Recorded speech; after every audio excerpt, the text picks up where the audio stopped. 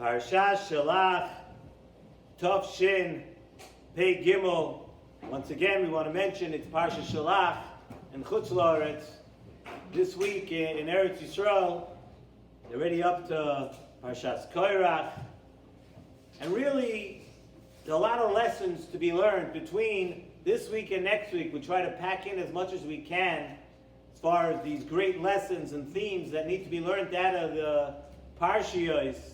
This week, the episode of the Meraglim, the idea of speaking Lashon Hara, compounded by speaking Lashon Hara about Eretz Yisrael, and next week, speaking about the terrible idea, the terrible plague of Machlokes that was caused, and that once again, exponentially greater because the Machlokes was with Moshe Rabbeinu, who was the Rabbin shall call Yisrael.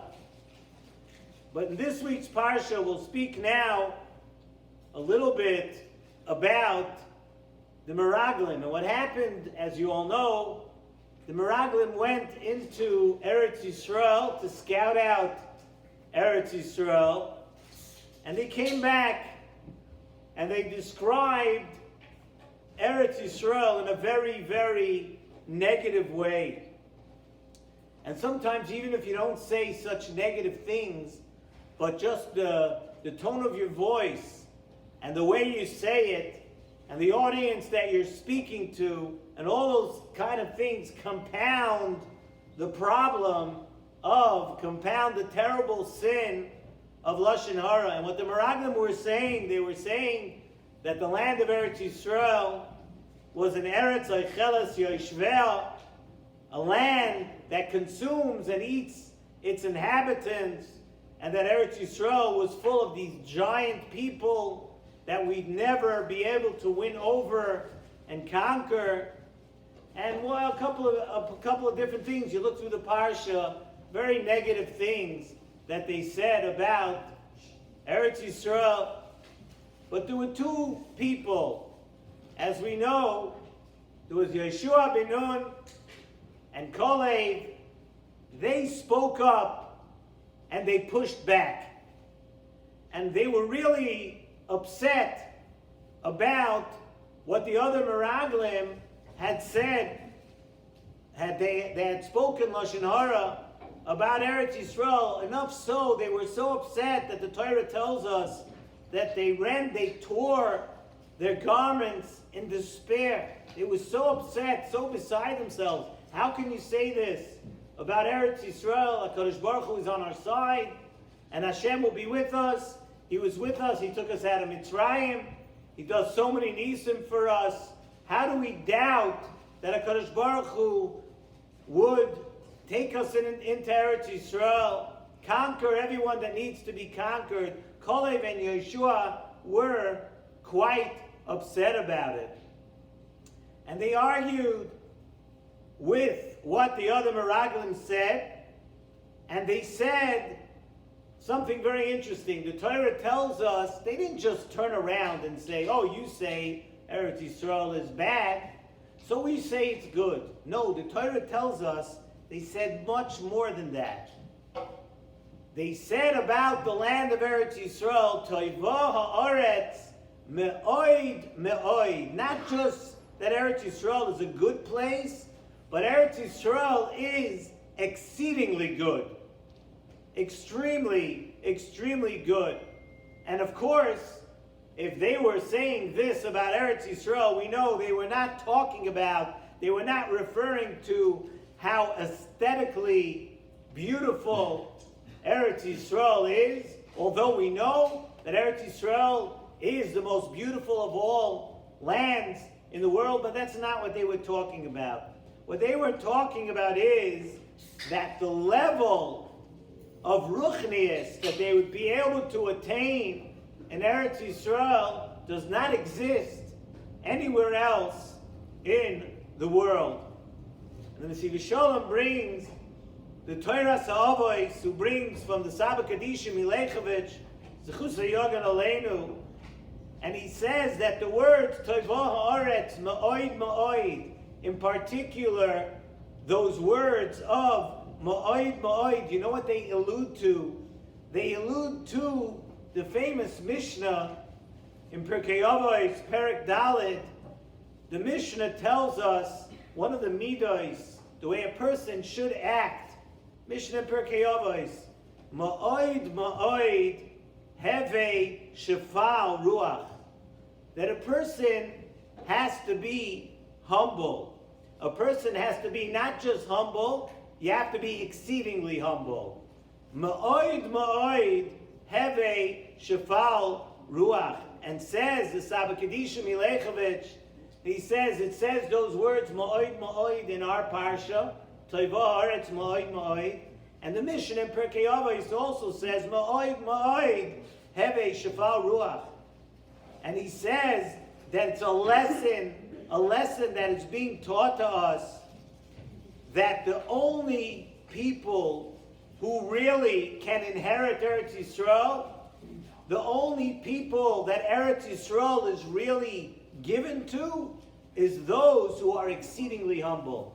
Those who have the midah of Hachna. Eretz Yisrael is called Eretz Canaan, a lashon of Hachna. People that are extremely humble. They are Shefal Ruach. So really, why is it that way? What is it about Eretz Yisrael that Eretz Yisrael is defined differently than every other land? Nesivos Shalom tells us from the Medrash in Bamidbar Rabbah Chav Gimel that HaKadosh Baruch Hu told Moshe Rabbeinu something very interesting. He tells Moshe Rabbeinu that I want you to know that the land of Eretz Yisrael is especially chaviv to me, Kaviyachol. That's HaKadosh Baruch Hu. I have a great love for this land. It's extremely chaviv to me. And you know, Klal Yisrael is also extremely chaviv to me. The most beloved nation. HaKadosh Baruch Hu loves Klal Yisrael something special, something that doesn't exist for any other nation of the world.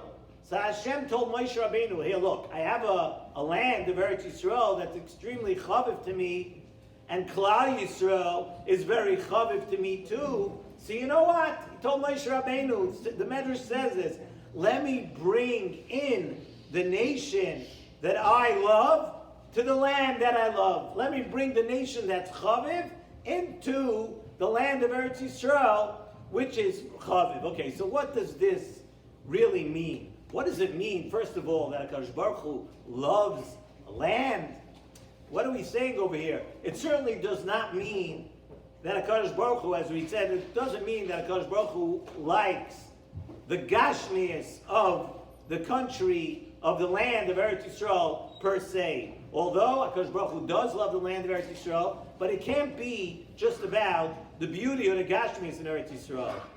In addition, we need to understand this Gemara, unbelievable Gemara. Gemara says, Masechta Ksubis, Daf Kuf Yud, Amid Beis. The Gemara says, Kol Hador be'Eretz Yisrael, anyone who lives in Eretz Yisrael, I mean big talkers, right? We're sitting here in the Bika Cholim headquarters in Lakewood, New Jersey. So let's put that aside for a few minutes because this Gemara is really talking to us right now, and it's pretty scary. Kol Hador be'Eretz Yisrael, Doime Kamish Yesh La'elika. Anyone who lives in Eretz Yisrael, it's as if you have a God. But B'chol Hador b'chutz la'aretz, Doime Kamish Ein La'elika. It's as if you don't have a God. It's as if you don't live with HaKadosh Baruch Hu. Pretty scary Gemara. Listen to the next thing. Chazal also tell us, Kol hayoytze l'chutz la'aretz, anyone who goes out into chutz la'aretz, ki'ilu oived avodah zara. Help! I'm not gonna get into this right now. I mean, it's shaking just saying all of this, right? But the Nesivos Shalom brings down. He says, and just in case you think that this is just like hyperbole, this is just like a little hype, Nesivos Shalom brings down. He says you should know that the Rambam in Hilchas Malachim actually paskins like this. That if you live in Eretz Yisrael, you have a God. And if you leave Eretz Yisrael, it's like you're Ovid Avodah Zarah. So what's going on here? First of all, what are we all doing here, right? But we can't answer all those questions in one night. But as we've said many times before, the purpose of all Torah mitzvahs is to bring a person closer to Hashem. And the Zohar tells us that the Taryag mitzvahs, and actually the Taryag mitzvahs are actually 613 different suggestions and ideas and ways and paths to Uvoy Sidba, how a person can get closer and cleave to HaKadosh Baruch Hu. That's the entire purpose of all the mitzvahs in the Torah. And the Nesivos Shalom tells us, even if you didn't learn the whole Nesivos Shalom, this is, first of all, became a song, so right away people know it more than they know Nesivos Shalom. But it's in the Hakdama and the Psicha, the Nesivos Shalom, and he says that the tachlis of every Jew is Lehisaneg al Hashem, Lehanus miziv shchinasai. That's the idea. All mitzvahs, the purpose of our life is to become extremely close to HaKadosh Baruch Hu. And although it seems that everything in Olam Hazeh is actually counter this, we're supposed to be getting close to HaKadosh Baruch Hu, yet HaKadosh Baruch Hu created an entire Olam Hazeh, which seems to be the antithesis, so much taiva, so much out there that is pushing us in the other direction. It seems to contrast this purpose very much. But Zok to Nesivos Shalom, Chazal tell us that HaKadosh Baruch Hu in his infinite chesed and his infinite rachamim gave us, in this Olam Hazeh, he gave us the tools to reach that tachlis, to reach that goal, to be close to HaKadosh Baruch Hu. There are things, especially in things that bring us an express route to be close to HaKadosh Baruch Hu. And we've spoken over the years about how Shabbos is such a thing. But the Tanat Ve'Eliyahu says that HaKadosh Baruch Hu created all the lands of the world, and he created Eretz Yisrael separate from all the other lands, a land that is Kodesh Lashem, that Eretz Yisrael is the neshama ruchnius of the entire Bria, of all the other lands of the entire world that was created. So one who is in Eretz Yisrael has that special light. HaKadosh Baruch Hu created Eretz Yisrael for that purpose. And it's a place where we can see and we can feel the godliness. If you just try to get in touch, if you just try to concentrate, you are able to grab a hold of that light and that Kedusha. Nesivos Shalom says that every single Yid, every Jew, lefi their own madrega, can see and feel the Shechina in Eretz Yisrael. You just have to reach out. You have to be in tune. You have to try to feel it. So Eretz Yisrael is given to those who are humble, given to those who are not haughty, because those people, they're the ones who understand that there's a higher purpose in life. It's not about me. It's about bringing myself closer to HaKadosh Baruch Hu. It's not about satisfying myself in Olam Hazeh. It's about taking what HaKadosh Baruch Hu gives us in this world to come closer to Him, to go to a place in Eretz Yisrael where the Shechina is present. And one who lives there, so therefore it makes a lot of sense to us, that one who lives in Eretz Yisrael, he has a God because he's there. HaKadosh Baruch Hu gave us Eretz Yisrael to bring us closer, a place where we will come closer to HaKadosh Baruch Hu. And if we're going to come closer to HaKadosh Baruch Hu, we are doing the purpose of this world. So somebody who does not live in Eretz Yisrael is, so to speak, saying, I'm not interested. Okay, I told you, we're going to answer all these things some other time. It's not for tonight. It is for tonight, but not in this year. In Chutz La'aretz, simply, we don't have that. So it's like a person is, unfortunately, he's worshiping Avodah Zarah. God, I'm not interested in you, right? Chas v'shalom. That's it. So we need to understand, Toivah haaretz ma'oid ma'oid. It's exceedingly good, but it's exceedingly good for those who are ma'oid hevesh shval ruach.